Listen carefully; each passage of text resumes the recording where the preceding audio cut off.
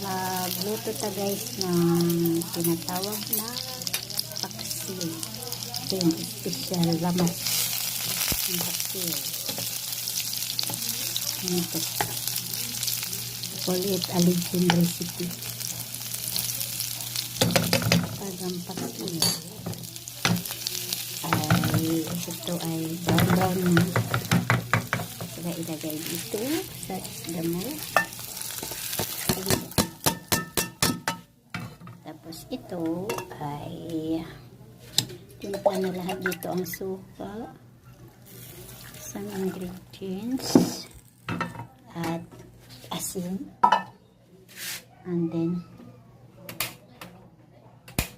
tapos isa lang na. Tapos isa lang. Yan ang tsura niya. Takin mo para boy la, mag-wait lang tayo.